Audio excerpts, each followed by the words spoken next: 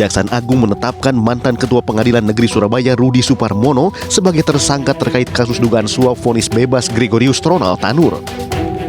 Petugas menyita uang tunai sebanyak 21 miliar rupiah dalam pecahan dolar Amerika Serikat dan Singapura, serta rupiah dari kediaman Rudi di Cempaka Putih, Jakarta Pusat. Sementara itu, Mahkamah Agung akan mengusulkan pemberhentian sementara Saudara R sebagai hakim kepada Presiden. Misteri keberadaan pagar laut sepanjang 30 km di perairan Kabupaten Tangerang masih teka-teki. Siapa sebenarnya dalang di balik semua ini? Menteri Koordinator Bidang Infrastruktur dan Pembangunan Kewilayahan Agus Harimurti Yudhoyono berharap agar persoalan pemagaran laut di perairan Kabupaten Tangerang bisa diungkap dengan jelas. Lebih lanjut, Agus Harimurti menyatakan pihaknya segera melakukan investigasi. Sementara itu, Wahana Lingkungan Hidup atau WALHI turut bersuara atas keberadaan pagar laut di perairan Kabupaten Tangerang, yang menurutnya keberadaan pagar laut menghambat laju arus laut muara ke arah laut dan sebaliknya. Peristiwa ini memicu penumpukan sampah di sela pagar hingga merusak ekosistem laut.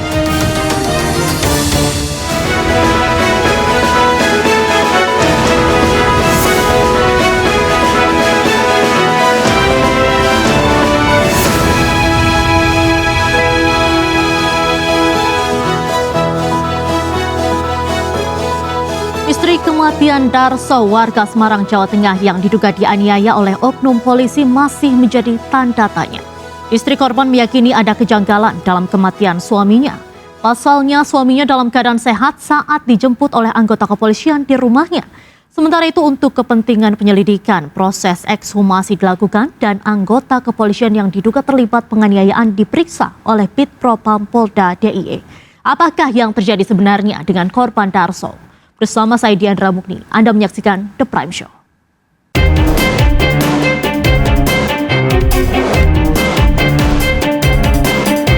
Aku langsung leboknya langsung mobil, terus didajar perang jam ini, sak jam. Izinkan kami mohon waktu untuk mengumpulkan fakta-fakta dalam rangka untuk bisa mengetahui kronologis ataupun peristiwa apa yang terjadi. Sebelum meninggal, almarhum menyampaikan mohon keadilan, minta diproses karena ini mendapatkan ketidakadilan.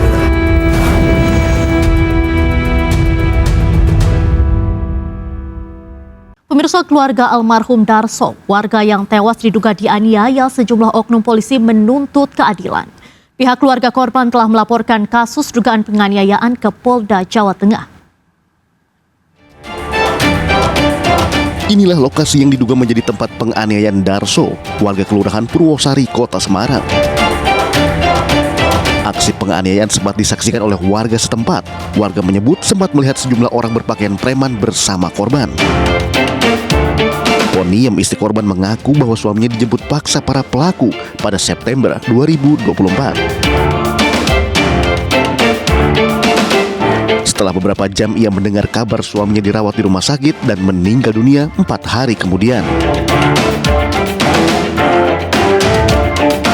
Ya, minta pertanggungjawabannya aja, minta diproses. Diproses ya, Bu. Ya. Karena sesuai amanat almarhum, mintanya diproses. Diproses ya, Bu. Diproses sampai pecat atau gimana? Apa sesuai dengan aturan saja, Bu? Ya, sesuai dengan hukum aja. Sebelumnya, aksi penganiayaan terjadi diduga akibat adanya penyelidikan kecelakaan lalu lintas yang terjadi di wilayah Yogyakarta yang melibatkan korban pada bulan Juni 2024. Para pelaku yang menganiaya korban sempat menawari istri korban untuk damai dengan memberikan uang santunan kematian sebesar 5 juta rupiah. Istri korban yang tidak terima langsung melapor ke Polda Jawa Tengah. Kami mohon waktu untuk mengumpulkan fakta-fakta dalam rangka untuk bisa mengetahui kronologis ataupun peristiwa apa yang terjadi. Sementara itu, Direktorat Kriminal Umum Polda Jateng membongkar makam untuk mengetahui penyebab pasti kematian korban. Pembongkaran makam atau ekshumasi ini dilakukan untuk mencari bukti dan penyebab kematian korban dilakukan pada Senin siang. Dokes Polda Jateng memeriksa kondisi tubuh korban terkait dugaan penganiayaan. Tim Dokes juga membawa sampel organ tubuh korban untuk diselidiki. Selain itu, pihak kepolisian Direktorat Kriminal Umum Polda Jateng memeriksa 13 saksi untuk menyelidiki adanya keterlibatan pihak lain dalam kasus ini.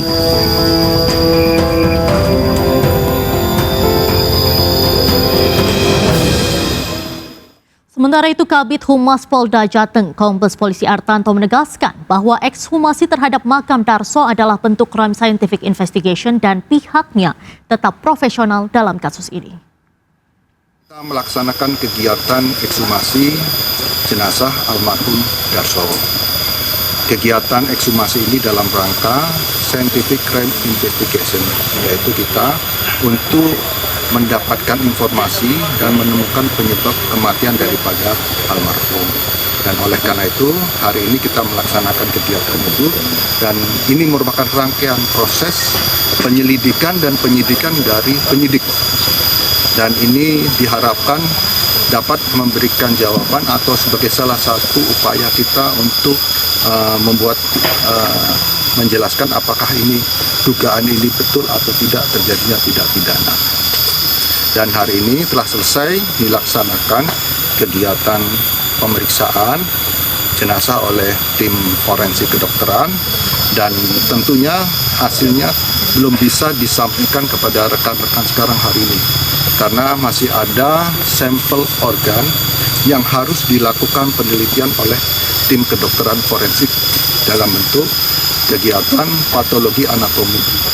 Ini salah satu bentuk dukungan atau mungkin salah satu bentuk pendukung untuk menentukan penyebab kematian daripada almarhum Darso ini. Sampelnya ada organ tubuh, jadi kita tidak sampaikan ada organ tubuh yang tahu dari forensik kedokteran. Prosesnya tergantung dari tim forensik yang menentukan karena mereka ahlinya, dan ini apabila semua sudah mendapatkan informasi dari tim forensik kedokteran tersebut bisa kami sampaikan kepada rekan-rekan sekalian.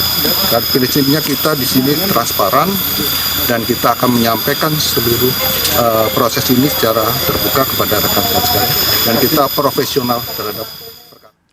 Dan saat ini sudah bergabung bersama kami Ibu Ponium, istri almarhum Darso, kemudian Antoni Yuda, pengacara keluarga korban, Komjen Pol Purnawirawan Susno Duaji, Kabareskrim 2008-2009, dan Bapak Yusuf Warshim, Komisioner Kompolnas yang sudah bersama kami di studio hari ini. Lebih dulu kita akan menyapa Ibu Ponium.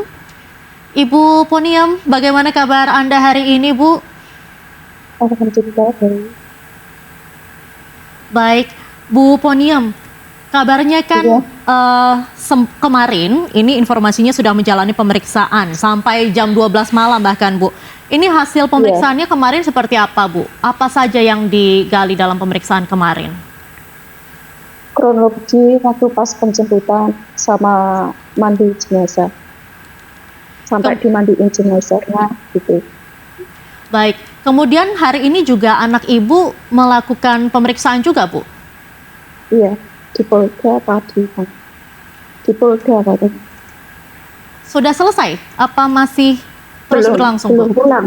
Belum pulang. Belum pulang, masih? Iya, masih di sana. Baik. Bu Ponium, mungkin bisa Anda ceritakan kepada kami kronologi lengkap peristiwa yang menimpa almarhum suami Anda seperti apa? Apa sebenarnya yang terjadi setelah kecelakaan yang diduga ini melibatkan suami Anda, Bu? Ya, pertama kali tanggal 21 September itu ada penjemputan.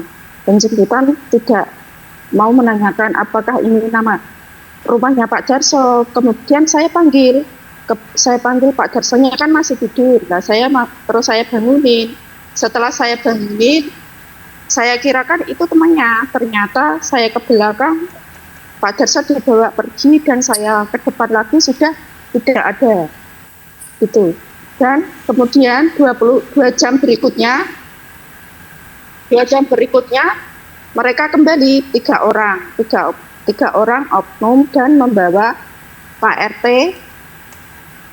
kemudian memberitahukan kalau Pak Darso sekarang ada di rumah sakit dan mau mengambil obatnya katanya.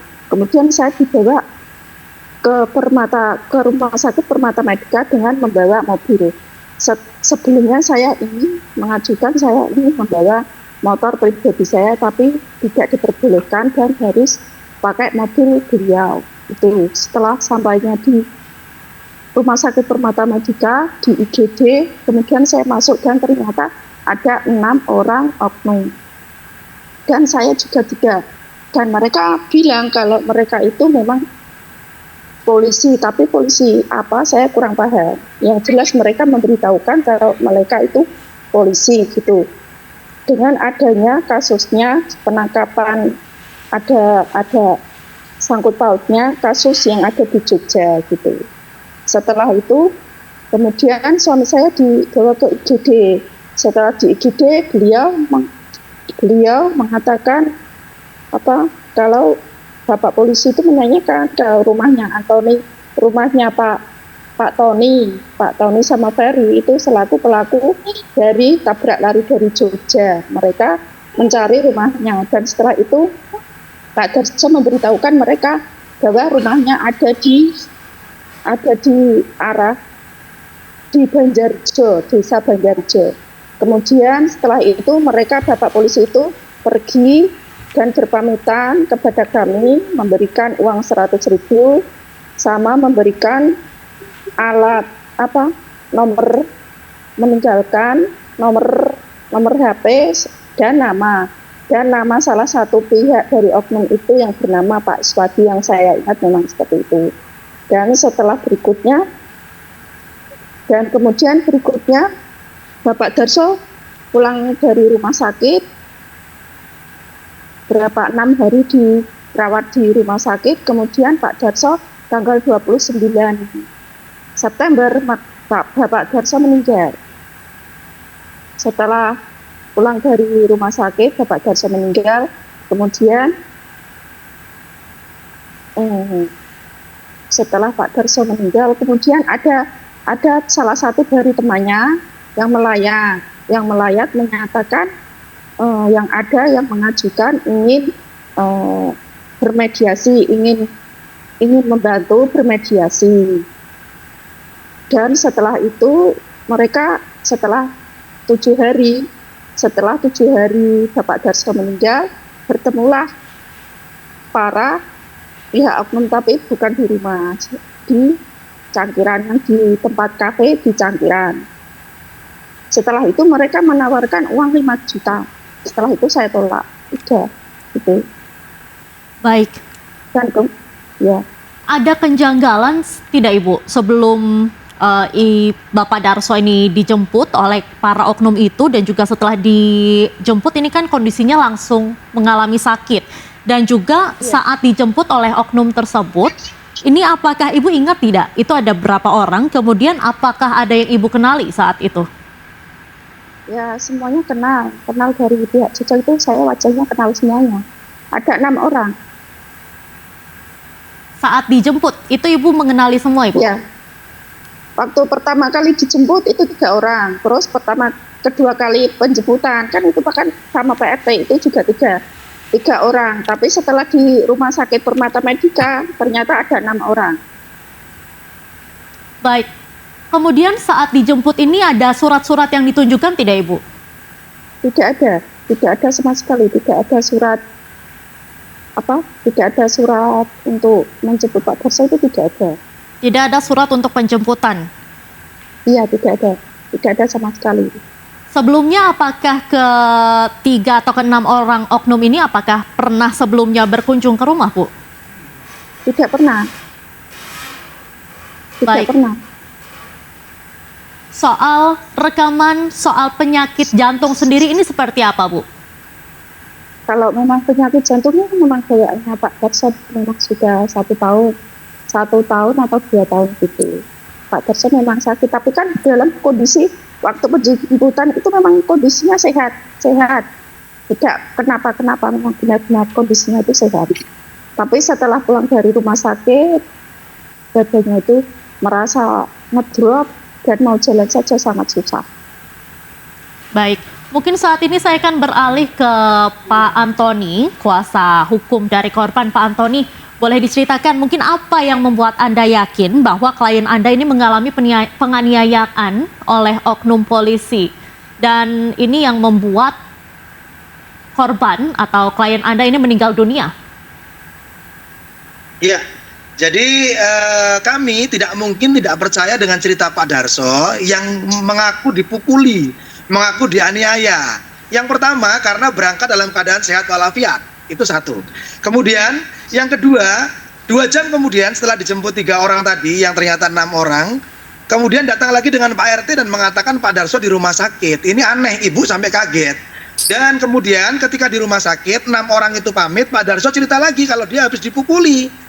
Nah kalau udah bercerita habis dipukuli sampai kemudian perutnya sakit, dadanya sakit, ibu juga melihat ada luka lebam di sebelah kiri pipi, ini jelas Pak, nggak mungkin kita nggak percaya, itu yang pertama. Yang kedua, ada orang juga yang melihat bahwa ada Pak Darso di pinggir jalan yang jaraknya sekitar 300 meteran lah dari rumah.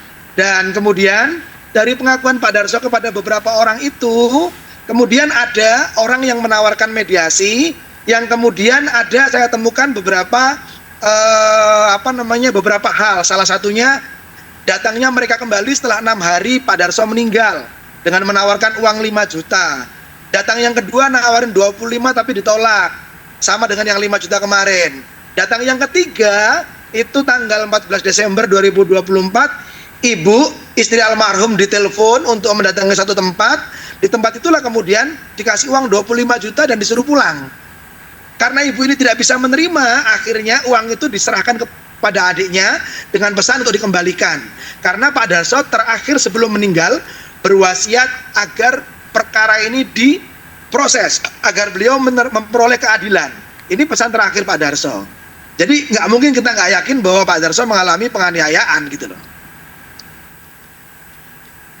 Baik, Pak Yusuf, kalau misalnya kita lihat dari kronologis yang sudah dibeberkan oleh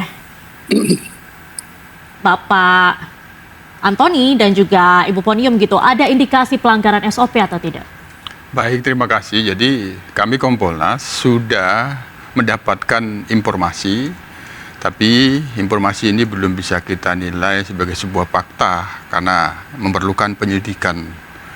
Pendalaman tentu diawali penyelidikan. Nah, informasinya tentu dimulai dari adanya fakta. Nah, ini fakta masuk rumah sakit tanggal 21 yang itu sebelumnya ada oknum yang disebut ini dari Gakum Lantas Polres Jogja.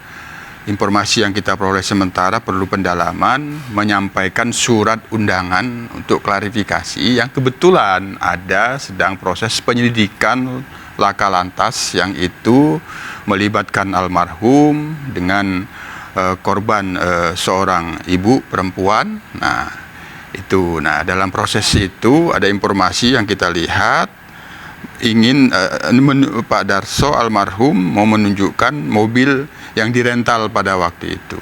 Di tengah jalan ada 500 meter, ini informasi yang kita peroleh yang masih harus didalami dan diselidiki, mengalami sakit. Nah, sehingga diantarlah ke rumah sakit. Artinya dalam fakta mengantar rumah sakit ini sudah pasti ada fakta oknum yang mengantar ke rumah sakit.